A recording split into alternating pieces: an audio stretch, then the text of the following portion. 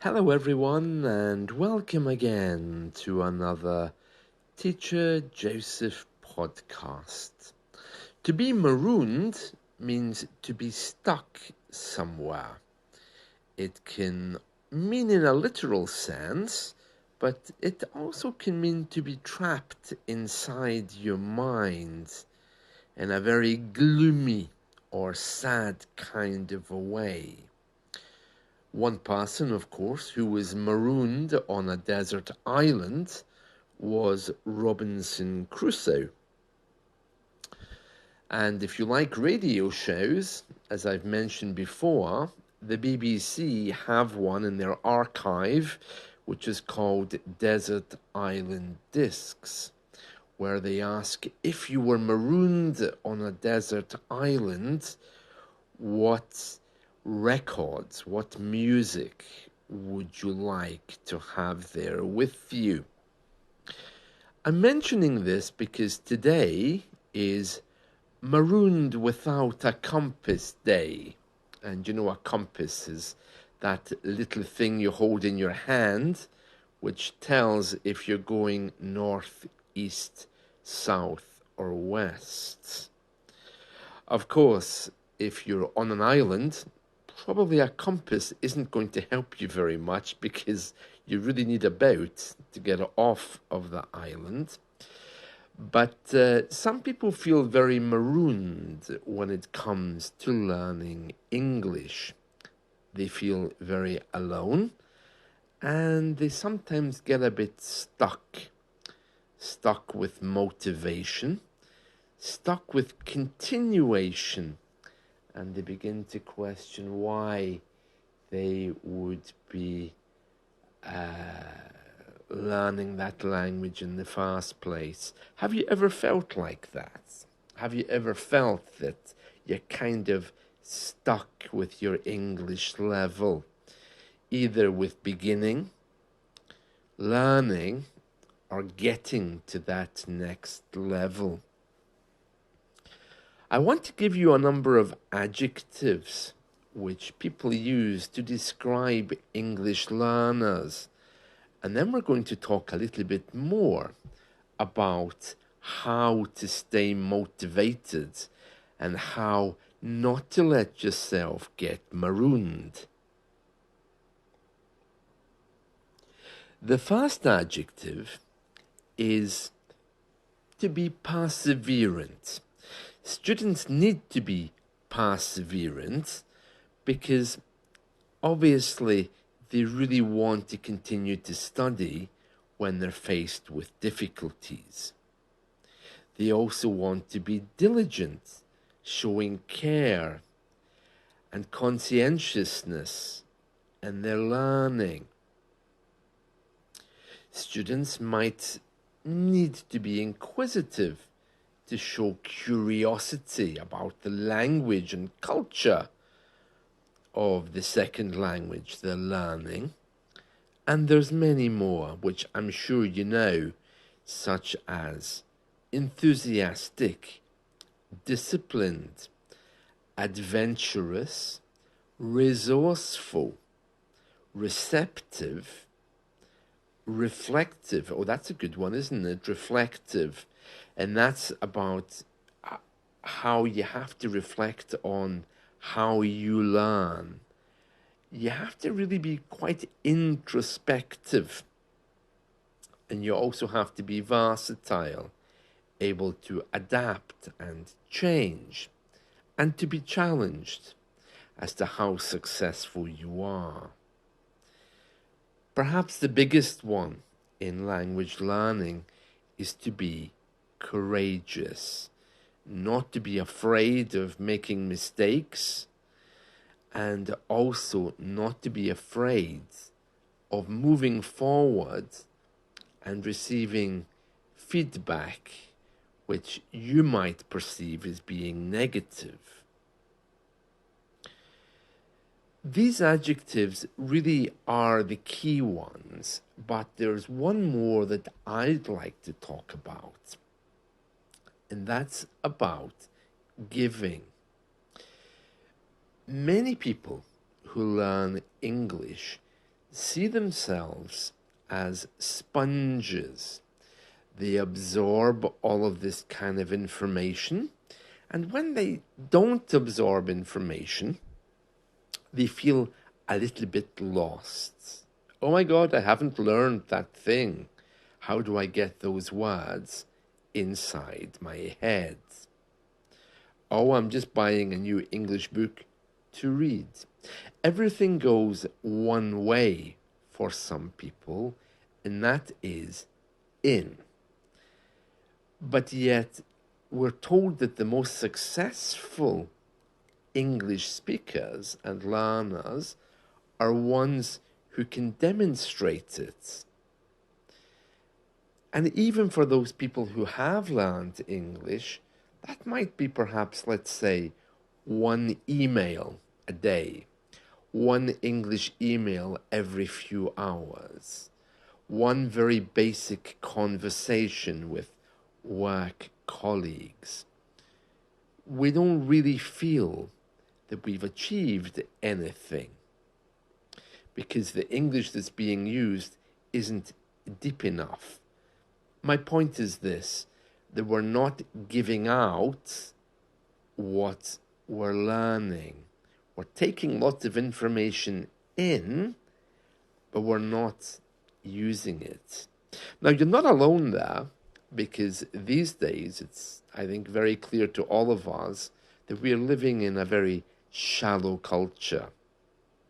And the UK is no different. Conversations about the weather, money, getting a better job, rarely go much deeper. And if you're looking for a conversation about the vocabulary that you've recently learned, you'll be a little bit stuck, especially if it's involving non-native speakers. So what do we do? How do we fix this? Well, the answer is in one word: creativity. Now, I don't mean that you have to be creative just because it's creativity and you think, oh, another task, I'll set up a blog.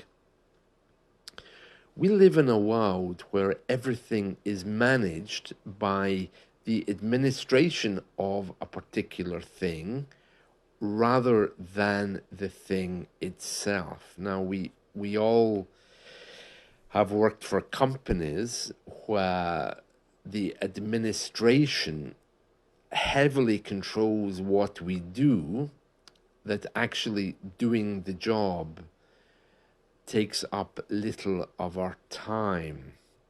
And if you think that's different for language schools, let me explain to you, it really isn't. When you work in a language school, most of your time is spent counting the pupils, seeing who's arrived. If it's not a big language school, you could also be dealing with invoices. You also could be controlling the website and the invitations and the homework and everything else. The bit where the teacher gets up to teach is the smallest part of the job. And if you work in any kind of office or any kind of administrative environment, a lot of your job is probably just justifying why you're there. Now, you might think English learning is different, but actually it's not. Many of you I know are so obsessed with doing Quizlet every day, making sure you get new words every day, putting things onto your spreadsheet every day. But how does that compare to talking even for 5 minutes every day? Imagine there was no admin and there was just you and the blog post. What would you write about? What would be your passion? Let me put the question to you a different way. Imagine that perhaps you have an idea in your mind to set up a blog. Now, forget about English, Okay. Imagine that this particular blog was something you were really, really passionate about. What kind of thing would it be? What kind of blog would force you to be diligent, perseverant, inquisitive, enthusiastic, disciplined, resourceful, or even setting up your own company? What would it be about? Would it be about cooking? Would it be about finance, investing? Would it be about learning even? But what really floats your boat? Where is your passion? For me, I think if I was going to do that, I would set up a blog which would be a little bit about education, probably would be a little bit about self help. It would be a lot about motivating others and bringing them to a place of peace. Now, you don't have to have a blog like that, and you don't have to have it all well defined what your blog would look like. But do you feel that fire in your belly? Do you feel that little spark which says, oh, yeah, yeah, that's what I would do? Oh, well, that's great. Because now you know that you can do it and what it is. How would you like to do that in English? Now, you don't have to run away to a mountain and meditate for 3 months about how to get this started. You simply just have to set up a blog, write in it every day about your passion, and then bring it to a teacher and say, I want you to check my blog posts. Is it okay for the audience I want to reach? Does it sound simple? Does it sound great? And you can do the same with YouTube clips. Scary, isn't it, with the YouTube clips, because it means you would have to talk. But my point is this. With creativity, you need to get in touch with your passion. That's really, really important. And I'm not talking about your passion for learning. I'm talking about your passion for life.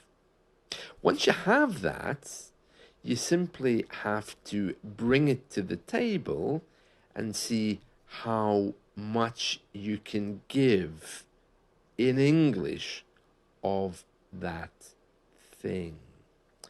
Now, that's a very different thing from saying, oh, I want to learn English, I'm going to set up a blog.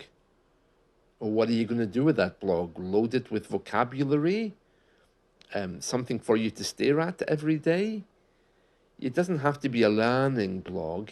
It has to be something which captures your passion. And there we are. Very good, very good. So that's something for you to think about today. So the thing which would force you, because you want to be more diligent, perseverant, inquisitive, enthusiastic, disciplined, adventurous, resourceful, whatever that thing is. It might even be buying or selling cars. It could be the most bizarre thing. That is what to focus on when it comes to language learning. So, if you are feeling a bit marooned or stuck on a desert island today with your learning, begin to move away from this idea of learning and begin to think a little bit more about your own passion for life. What is it that you love to do or share with people? It might be photography. That's a great place to begin, describing photographs. But whatever it is, that's where you start. I think one of the biggest problems that people have these days is undoing the past. Now, those of you who are older will remember sitting in a class, you were told to face the front. The teacher put the fear of God into you because you would be punished for even looking in the wrong direction. And then you had all of these distractions because, of course, for teenagers, there's always distractions there of all kinds of things. That was our past. And so when someone comes and says you have to learn, or if you take up learning, you can see why people would be very, very upset, because it brings up all these memories of the past. And it's like there's a standard you have to reach, which is unachievable. And again, we're reminded of words like failure. In exams, we're told you passed or you failed. And the beauty of an IELTS exam is not quite like that, because, of course, you're given a valuable number, whether it's the lowest score or the highest score.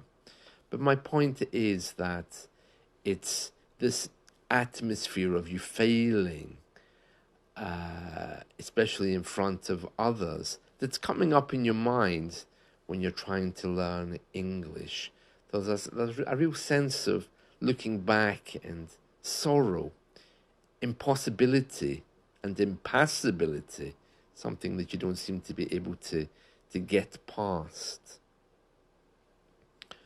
So let's just stop there for a moment and think of things like blogs, gamification, learning through games. I mean, Duolingo has really moved forward with that. So there's all kinds of things that you can do, especially if you love gaming. Visual progress, you can get that from a blog as well, because you can look back and see what you've achieved. You can simply give yourself a blog post every day. But then some of you are probably thinking, yeah, but I wouldn't know what to write every day. Yeah, but that's why you're going to get into your passion, so that you can write something every day. It's going to be something with personal relevance. And then you're probably thinking, well, how's that going to help me with business English? It might not immediately help you with business English unless you do a blog about it. But what it will do is it will give you the firm foundations to build on, so that business English will be coming later or through a different way. Cultural immersion, personal relevance, achievable goals, language partners, gamification, visual progress, integration, when you integrate your passion into language learning, creative use, poetry, stories, photos, we've spoken about this, and of course, practical application. If it's something that you love doing, make a blog to share or to teach others. Who knows? Maybe if your first language is one that you're passionate about, you could even set up a teaching blog in that language using English. But whatever it is, get in touch with your passions. That's it from me today. I hope you've enjoyed this, and I hope you found it motivating. See you. Bye.